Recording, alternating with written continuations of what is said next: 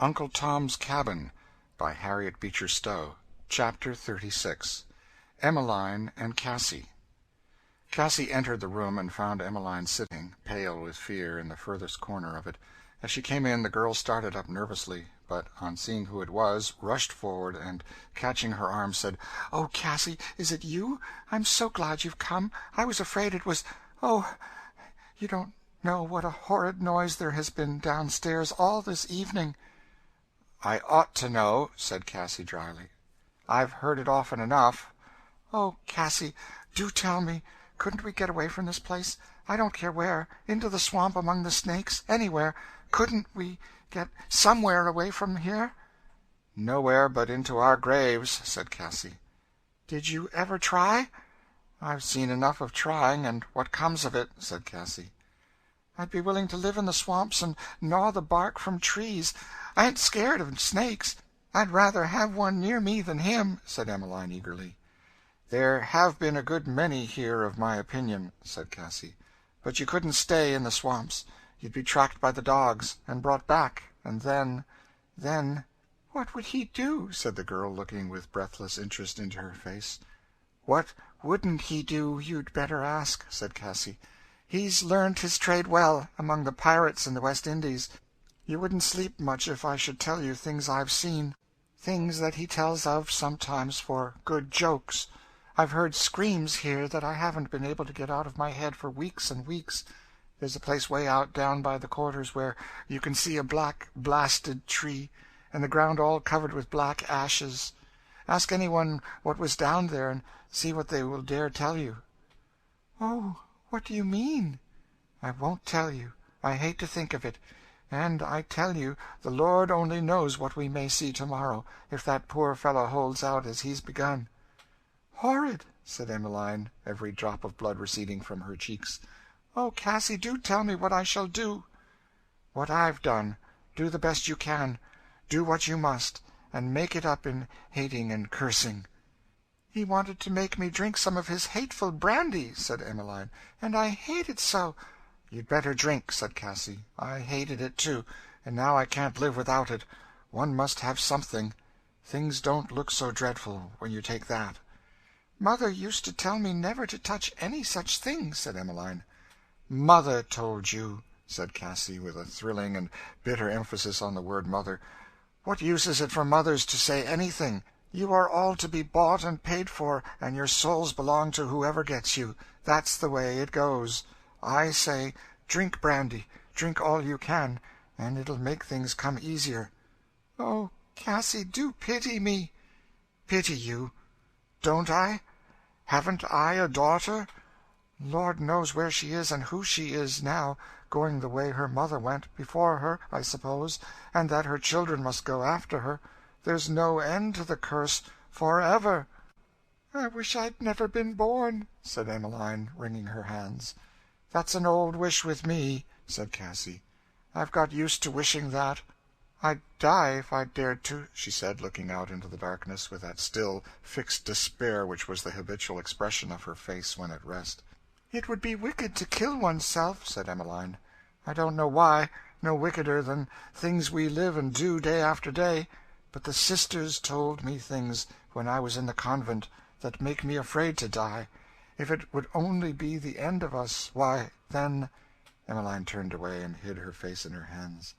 While this conversation was passing in the chamber, Legree, overcome with his carouse, had sunk to sleep in the room below. Legree was not a habitual drunkard. His coarse, strong nature craved and could endure a continual stimulation that would have utterly wrecked and crazed a finer one. But a deep underlying spirit of cautiousness prevented his often yielding to appetite in such measure as to lose control of himself. This night, however, in his feverish efforts to banish from his mind those fearful elements of woe and remorse which woke within him, he had indulged more than common, so that, when he had discharged his sable attendance, he fell heavily on a settle in the room and was sound asleep. Oh, how dares the bad soul to enter the shadowy world of sleep, that land whose dim outlines lie so fearfully near to the mystic scene of retribution? Legree dreamed. In his heavy and feverish sleep a veiled form stood beside him, and laid a cold, soft hand upon him. He thought he knew who it was, and shuddered with creeping horror, though the face was veiled. Then he thought he felt that hair twining round his fingers, and then that it slid smoothly round his neck, and tightened, and he could not draw his breath. And then he thought voices whispered to him, whispers that chilled him with horror. Then it seemed to him he was on the edge of a frightful abyss, holding on and struggling in mortal fear, while dark hands stretched up and were pulling him over. And Cassie came behind him laughing, and pushed him. And then rose up that solemn veiled figure and drew aside the veil. It was his mother, and she turned away from him, and he fell down, amid a confused noise of shrieks and groans and shouts of demon laughter, and Legree awoke. Calmly the rosy hue of dawn was stealing into the room. The morning star stood, with its solemn holy eye of light, looking down on the man of sin from out of the brightening sky. Oh, with what freshness, what solemnity and beauty is each new day born, as if to say to insensate man, Behold, thou hast one more chance, strive for immortal glory. There is no speech nor language where this voice is not heard, but the bold, bad man heard it not. He woke with an oath and a curse. What to him was the gold and purple, the daily miracle of morning? What to him the sanctity of the star which the Son of God has hallowed as his own emblem? Brute-like he saw without perceiving, and, stumbling forward, poured out a tumbler of brandy, and drank half of it. "I've had a of a night," he said to Cassie, who just then entered from an opposite door. "You'll get plenty of the same sort by and by," said she dryly. "What do you mean, you minx?" "You'll find out one of these days," returned Cassie in the same tone. "Now, Simon, I've one piece of advice to give you." "The devil you have!" "My advice is," said Cassie steadily, as she began adjusting some things about the room, "that you let Tom alone." "What business is it of yours?" "What? To be sure I don't know what it should be. If you want to pay $1,200 for a fellow and use him right up in the press of the season, just to serve your own spite, it's no business of mine. I've done what I could for him." "You have? What business have you meddling in my matters?" "None, to be sure. I've saved you some thousands of dollars at different times by taking care of your hands. That's all the thanks I get. If your crop comes shorter into market than any of theirs, you won't lose your bet, I suppose. Tompkins won't lord it over you, I suppose, and you'll pay down your money like a lady, won't you? I think I see you doing it." Legree, like many other planters, had but one form of ambition, to have in the heaviest crop of the season, and he had several bets on this very present season pending in the next town. Cassie, therefore, with woman's tact, touched the only string that could be made to vibrate. "Well, I'll let him off at what he's got," said Legree. "But he shall beg my pardon, and promise better fashions." "That he won't do," said Cassie. "Won't, eh?" "No, he won't," said Cassie. "I'd like to know why, mistress," said Legree, in the extreme of scorn. "Because he's done right, and he knows it, and won't say he's done wrong." "Who a cuss cares what he knows? The nigger shall say what I please, or—" "Or you'll lose your bet on the cotton crop by keeping him out of the field just at this very press." "But he will give up. Of course he will. Don't I know what niggers is? He'll beg like a dog, this morning." "He won't, Simon. You don't know this kind. You may kill him by inches. You won't get the first word of confession out of him." "We'll see. Where is he?" said Legree, going out. "In the waste room of the gin house," said Cassie. Legree, though he talked so stoutly to Cassie, still sallied forth from the house with a degree of misgiving which was not common with him.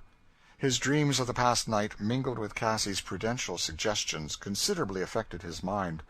He resolved that nobody should be witness of his encounter with Tom, and determined, if he could not subdue him by bullying, to defer his vengeance to be wreaked in a more convenient season. The solemn light of dawn, the angelic glory of the morning star, had looked in through the rude window of the shed where Tom was lying, and, as if descending on that starbeam, came the solemn words, I am the root and offspring of David, and the bright and morning star." The mysterious warnings and intimations of Cassie, so far from discouraging his soul, in the end had roused it, as with a heavenly call.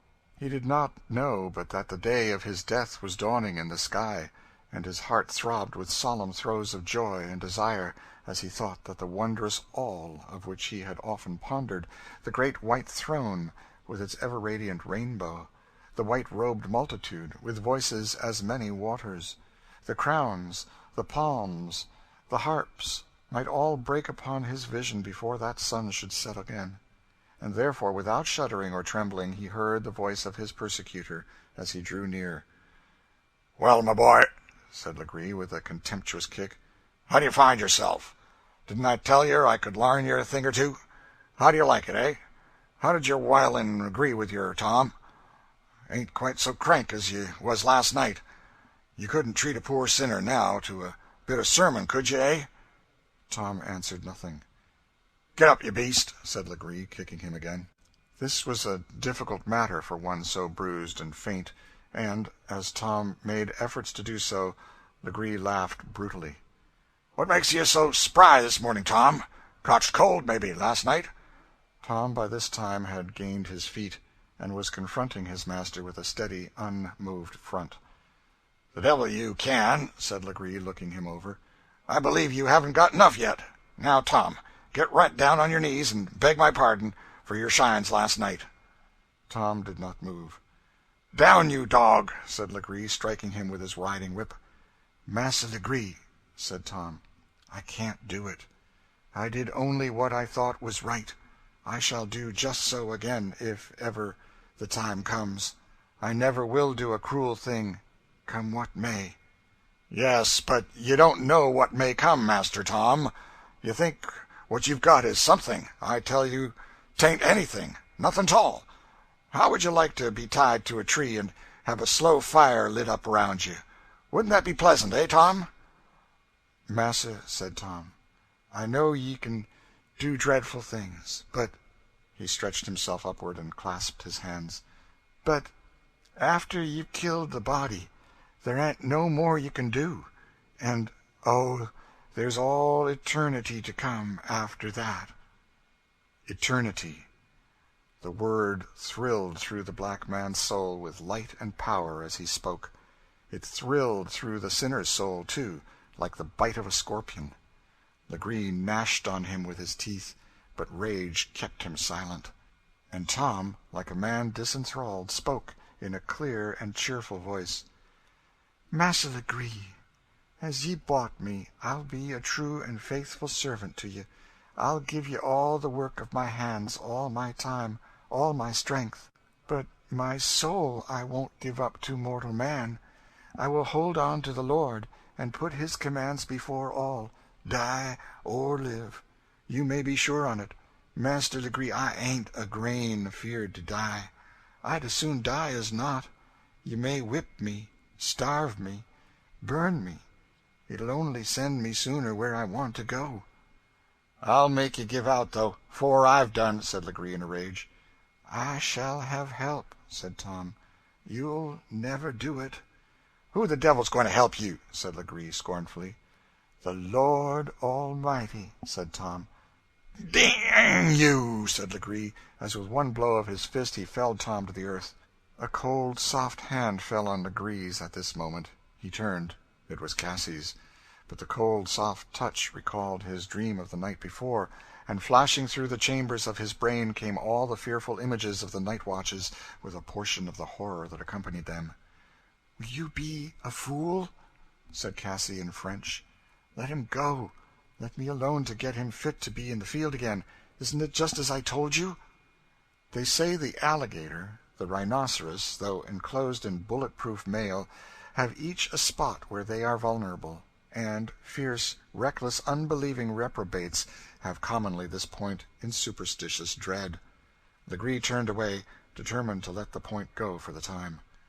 "Well, have it your own way," he said doggedly to Cassie. "Harkee," he said to Tom, "I won't deal with you now, because the business is pressing, and I want all my hands, but I never forget. I'll score it against you, and sometime I'll have my pay out of your old black hide, mind you." Legree turned and went out. "There you go," said Cassie, looking darkly after him. "Your reckoning's to come yet. My poor fellow, how are you?" "The Lord God hath sent his angel and shut the lion's mouth for this time," said Tom. "For this time, to be sure," said Cassie. "But now you've got his ill will upon you, to follow you day in, day out, hanging like a dog on your throat, sucking your blood, bleeding away your life, drop by drop. I know the man." End of chapter 36.